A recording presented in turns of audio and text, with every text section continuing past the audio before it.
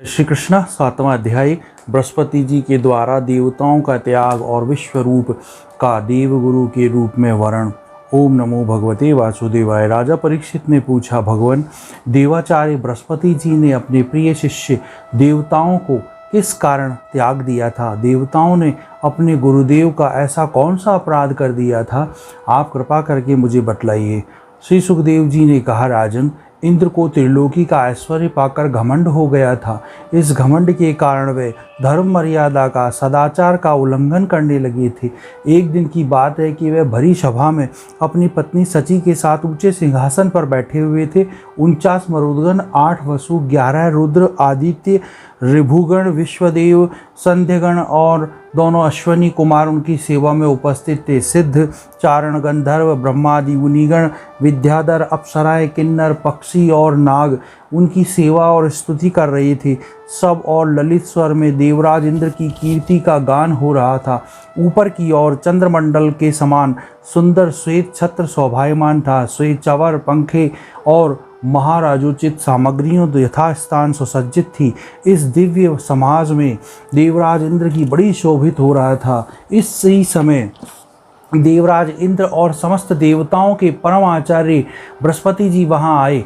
उन्हें सुर असुर सभी नमस्कार करते हैं। इंद्र ने देख लिया कि वह सभा में आए हैं, परंतु वह ना तो खड़े हुए और ना आसन आदि देकर गुरु का सत्कार ही किया। यहाँ तक कि वह अपने आसन से हिले डुले तक नहीं। त्रिकालदर्शी समर्थ बृहस्पति जी ने देखा कि यह ऐश्वर्य मद का दोष है। बस वह झटपट वहाँ से निकलकर चुपचाप अपने घर को चल दिए। परीक्षित, उसी समय देवराज इंद्र को चेत हुआ। वह समझ गए कि मैंने अपने गुरुदेव की अवहेलना की है। वह भरी सभा में स्वयं ही अपनी निंदा करने लगे। हाय हाय, बड़े खेद की बात है। भरी सभा में मूर्खतावश मैंने ऐश्वर्य के नशे में चूर होकर अपने गुरुदेव का तिरस्कार किया है। सचमुच मेरा यह कर्म अत्यंत निंदनीय है। भला कौन विवेकी पुरुष इस स्वर्ग की राजलक्ष्मी को पाने की इच्छा करेगा? देखो तो सही, आज इसी ने मुझ देवराज को भी असुरों के से असुराजोचित गुणों का भाव से भर दिया। जो लोग यह कहते हैं कि सार्वभौम राज सिंहासन पर बैठा हुआ सम्राट किसी के आने पर राज सिंहासन से ना उठे, वह धर्म का वास्तविक स्वरूप नहीं जानते। ऐसा उपदेश करने वाले कुमार्ग की ओर ले जाने वाले हैं। वह स्वयं घोर नरक में गिरते हैं और उनकी बात पर तो जो विश्वास करते हैं वह पत्थर की नाव की तरह डूब जाते हैं। मेरे गुरुदेव बृहस्पति जी ज्ञान के अथाह समुद्र हैं। मैंने बड़ी सठता की।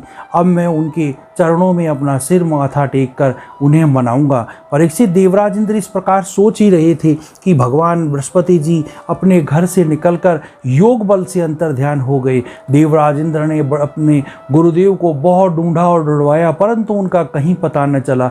तब वह गुरु के बिना अपने को असुरक्षित समझकर देवताओं के साथ अपनी बुद्धि के अनुसार स्वर्ग की रक्षा का उपाय सोचने लगे, परंतु वह कुछ भी सोच ना सके। उनका चित्त अशांत सी बना रहा। परीक्षित, दैत्यों को भी देवगुरु बृहस्पति जी और देवराज इंद्र की अनबन का पता चल गया।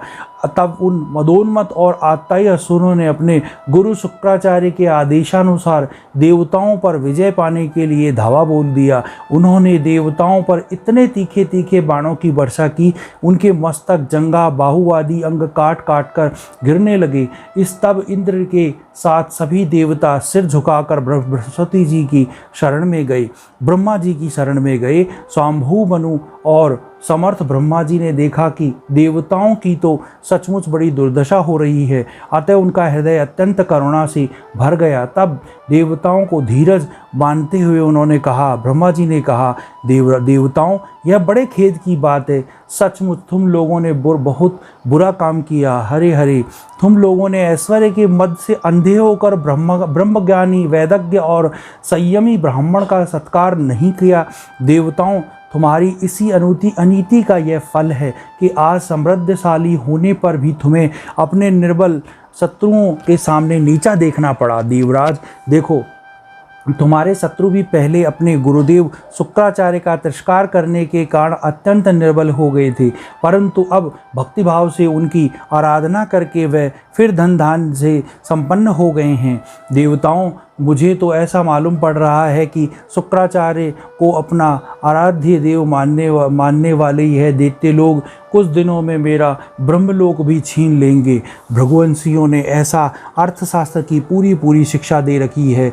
यह जो कुछ करना चाहते हैं उसका भेद तुम लोगों को नहीं मिल पाता। उनकी सलाह बहुत गुप्त होती है। ऐसी स्थिति में वे स्वर्ग को तो समझते ही क्या है, वह चाहे जिस लोग को जीत सकते हैं। सच है, जो श्रेष्ठ मनुष्य ब्राह्मण गोविंद और गोओं को अपना सर्वस्व जानते हैं और मानते हैं और जिन पर उनकी कृपा रहती है, उनका कभी अमंगल नहीं होता। इसलिए तुम लोग शीघ्र ही त्रष्टा के पुत्र विश्वरूप को पास जाओ और उसी की सेवा करो। वह सच्चे ब्राह्मण, तपस्वी और संयमी हैं। यदि तुम लोग उनके असुरों के प्रति प्रेम की क्षमा कर और सकोगे और उनका सम्मान करोगे तो वह तुम्हारा काम बना देंगे। श्री सुखदेव जी कहते हैं, परीक्षित, जब ब्रह्मा जी ने देवताओं से इस प्रकार कहा तब उनकी चिंता दूर हो गई। वह त्रष्टा के पुत्र विश्वरूप ऋषि के पास गए और उन्होंने हृदय से लगाकर यूँ कहने लगे। देवताओं ने कहा, बेटा विश्वरूप, तुम्हारा कल्याण हो। हम तुम्हारे आश्रम पर अतिथि के रूप में आए हैं। हम एक प्रकार से तुम्हारे पितर हैं, इसलिए तुम हम दोनों लोगों को समायोजित अभिलाषा पूर्ण करो। जिन्हें संतान हो गई हो उन सत्पुत्रों का भी यह सबसे बड़ा धर्म यही है कि वह अपने पिता तथा अपने गुरुजनों की सेवा करे। फिर जो ब्रह्मचारी है उनके लिए तो कहना ही क्या है। वत्स, आचार्य वेद की, पिता ब्रह्मा जी की, भाई इंद्र की और ममता साक्षात पृथ्वी की मूर्ति होती है। बहिन दया की, अतिथि धर्म की, अभ्यागत अग्नि की और जगत के सभी प्राणी अपने आत्मा की मूर्ति है, आत्मस्वरूप होते हैं। पुत्र, हम तुम्हारे पितर हैं। इस समय शत्रुओं ने हमें जीत लिया है। हम बड़े दुखी हो रहे हैं, परंतु अपने तपोबल से हमारा यह दुख दरिद्र पराजय टाल दो। पुत्र, तुम्हें हम लोगों की आज्ञा का पालन करना चाहिए। तुम ब्रह्मनिष्ठ ब्राह्मण हो, अतः जन्म से ही हमारे गुरु हो। हम तुम्हें आचार्य के रूप में वर्ण करके तुम्हारी शक्ति से अनायास ही शत्रुओं पर विजय प्राप्त कर लेंगे। पुत्र, आवश्यकता पड़ने पर अपने से छोटों का पैर छूना भी निंदनीय नहीं है। वैदिक ज्ञान को छोड़कर केवल अवस्था बड़प्पन के कारण भी नहीं है। श्री सुखदेव जी कहते हैं, परीक्षित, जब देवताओं ने इस प्रकार विश्वरूप से पुरोहित करने की बात की, तब प्रार्थना की, तब परम तपस्वी विश्वरूप ने प्रसन्न होकर उनसे अत्यंत प्रिय और मधुर शब्दों में कहा।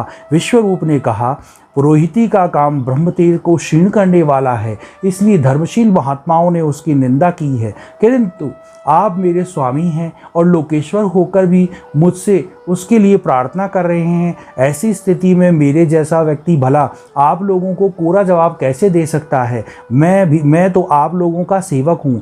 आपकी आज्ञाओं का पालन करना ही मेरा स्वार्थ है। देवगण, हम अकिंचन हैं। खेती कट जाने पर अथवा अनाज के हाट उठ जाने पर उनमें से गिरे हुए कुछ दाने चुन लाते हैं और उसी से अपना देव कार्य और पितृकार्य संपन्न करते हैं। लोकपालों, इस प्रकार जब मेरी जीविका चल रही है तब मैं पुरोहिती का निंदनीय वृत्ति क्यों करूं?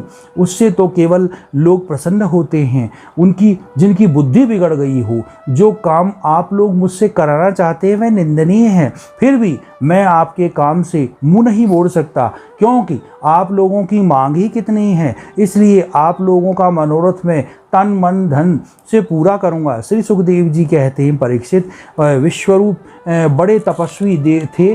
देवताओं के से ऐसी प्रतिज्ञा करके उनके वर्ण करने पर वह बड़े लगन के साथ पुरोहिती करने लगे। यद्यपि शुक्राचार्य ने अपने नीति बल से असुरों को सम्मति सुरक्षित कर दी थी उनकी, फिर भी समर्थ विश्वरूप ने वैष्णवी विद्या के प्रभाव से उनसे वह संपत्ति छीनकर देवराज इंद्र को दे दी।